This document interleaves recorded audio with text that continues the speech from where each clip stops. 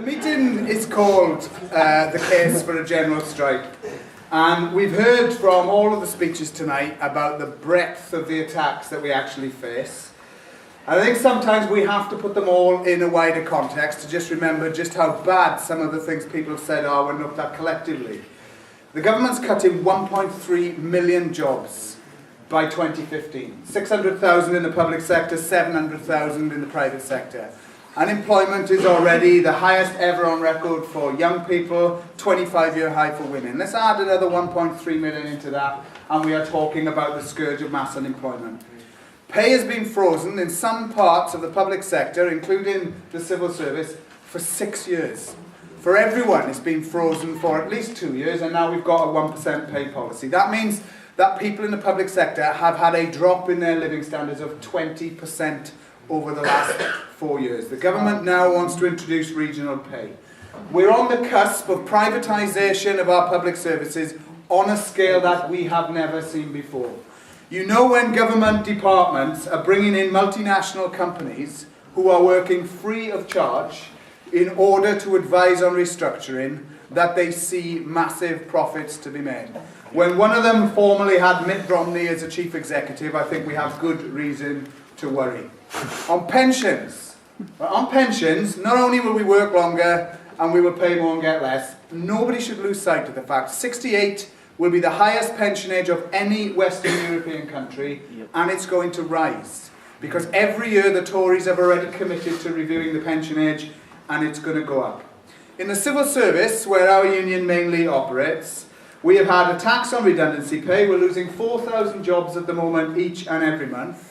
And last week you may have seen that we saw through a leaked document that the government has now decided to review every civil service terms and condition with a view to driving it down to standards of the private sector. They are now looking at flexible working hours, annual leave, sick absence policies, the whole lot is now being reviewed. At the same time, they've announced cuts in trade union facility time of 2/3. We now find out, because it's been leaked, that they are seriously considering in our industry refusing to deduct union subscriptions from source via the pay packet, which would have overnight a catastrophic destabilising effect in terms of the income we get in. Now, when people say there's a union busting agenda, as we've heard from some of the speakers, I think that proves conclusively that they want to absolutely seek to smash the union's ability in order to fight back. On top of that, employment rights are under siege. Not only this nonsense of giving up your unfair dismissal, but don't forget the reforms already been made to employment tribunals, doubling the length of time it is before you can claim unfair dismissal, making workers put up to £1,000 fees forward in order to fight their case. On top of that, we have £30 billion worth of welfare cuts. Now, just put that in context, £30 billion is exactly the same amount of money that the government has given in tax breaks to the richest people and in terms of corporation tax. Not only the 5% reduction in the top rate of tax, but on corporation tax, we're going from 28% to 24%. That is lower even than in Switzerland, and they plan to take it down to 20%. So there's been a giveaway for the rich. At the same time, it's being clawed back from the most vulnerable in our society. If you then look at what's happening in Greece, 15 general strikes, I think it was at the last count. Look what's happened in Portugal, in Spain and in France in terms of workers mobilising and either striking or demonstrating or taking some of the most incredibly militant action. I think the question should be, who dares advance a case why there shouldn't be a general strike? Right? In reality, the case is overwhelming. It's overwhelming because the scale of what we face is unprecedented. If you're being attacked, whether you're disabled, whether you're a student, a pensioner, public, private sector, why on earth would anyone not want to unite their forces in order to give us the best possible chance of fighting back? It is obvious. It is the most obvious strategic decision that the trade union and labour movement should take faced with the onslaught. The alternative is to be defeated. It is probably to have some groups of workers who may win temporarily certain concessions, and we've had some ourselves in our own union, but the reality is historically we'll be defeated. And if the Tories win the election in 2015, All the business that is yet to come on the agenda will come in the most incredible attack on working people. And therefore, if you look at that, you have to ask yourself, well, why haven't we had a general strike then?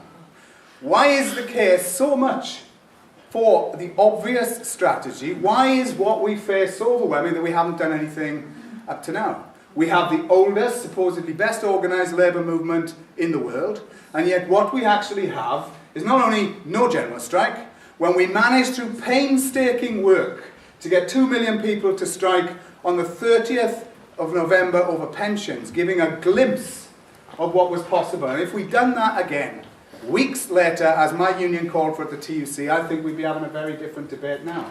But the reality is the 30th of November was followed by the most almighty sellout, by union after union, who decided that we've had that now and we ain't going to do any more. Now the signal that sends to the government, the other side I think, is that some of us talk a good game, some of us will make the speeches, but actually we're not serious about having the battle that is needed in order to define decades to come for working class people in this country about whether we have a society that is going to get infinitely worse than we have been used to, or whether we can go on the offensive and defeat them. Therefore, I think what we really have to have is the type of debate that Sean talks about, that takes what is obvious to us in this room and put it in the heads of our organisations, leaders, the length and breadth of the country, that that is what is needed and that is what we want. And in that sense, whilst it's easy to be gloomy, the TUC debate was fascinating. I mean, the third one, Sean, that you forgot was the argument that a general strike is undemocratic because people in the ballot box have voted for what's going on. Well, they hadn't when I last looked, actually. But that was the argument. Now, for the TUC to carry a motion that even talked about a general strike is a huge step forward. But we need to understand that it isn't going to happen on its own. So I brought with me the TUC executive minutes to share with you, because this gives us a little flavour of what's going to happen. A question was asked about the action to be taken in pursuit of Congress Resolution number 5, which called for the consideration and practicalities of general strike. Following points were made. The office was still considering how to pursue the resolution. There were a number of elements that needed to be considered, including the industrial dimension, the willingness of workers to be mobilised, the political dimension, where any government was certain to see action on this scale as a serious threat to its authority. See, the leaders of the labour movement are quick on the uptake. The legal considerations, whether this could be done legally. Any examination would have to be grounded in the real world. How would unions make a case to their members and what would their response be? Now this is the pearl.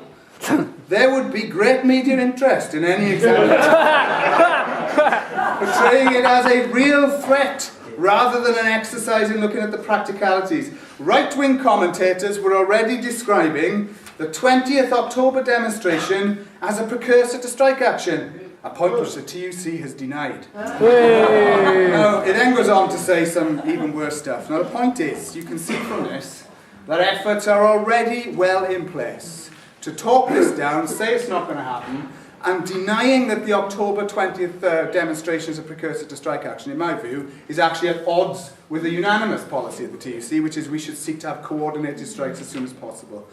But there is a glimmer of light, comrades, and that is this. The executive has decided that every union is now to be consulted immediately about what is their view on a general strike. And this is where we have to take an opportunity, because sometimes we've had debates on the left, and people have talked about general strikes and it seemed a bit abstract. You are now in organisations where your leaders are going to be asked in writing what is their view on the Congress resolution. So it seems to me it's the perfect opportunity to send them petitions, letters, resolutions carried at branch meetings, to make those people who will respond to the consultation understand very, very clearly that people take it seriously.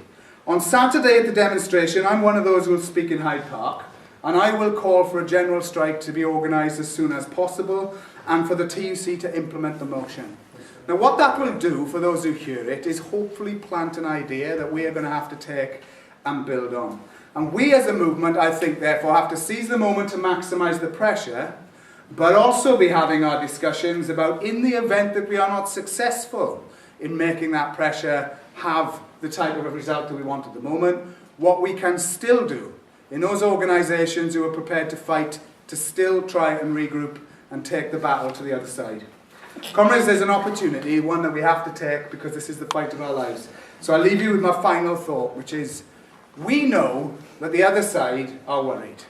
The reality is, despite all the bravado, if we turned October the 20th into a strike of millions, it would knock the smile off their faces. It would make them realise we were serious, and it would make them consider what to do next. How do we know this? We know because of the power of the people we represent, but we also got a glimpse of what happened when our union, in a much smaller scale, threatened to strike on the eve of the Olympics. Now, if you cast your mind back to the summer, the world ended. We threatened to strike on the eve of the Olympics. We were called traitors. There was a call for emergency legislation that any civil servant who struck should be immediately sacked. There was calls to change the law. What this did, it unearthed a whole set of crazy nonsense where people came out of the woodwork. And I want to finish with sharing this one with you. I got a letter, one of many. We had quite a lot of hate mail, mainly from Tories. And this letter said that we were a disgrace. I personally should be deported to North Korea.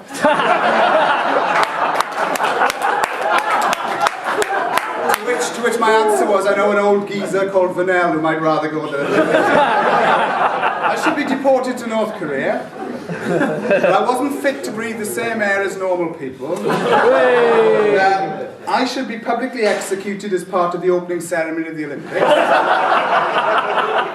And it builds up and it builds up and builds up to this immortal final line.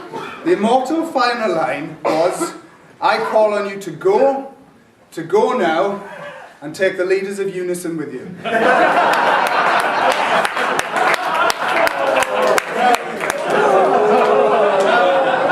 have to say there are some threats that are too much even.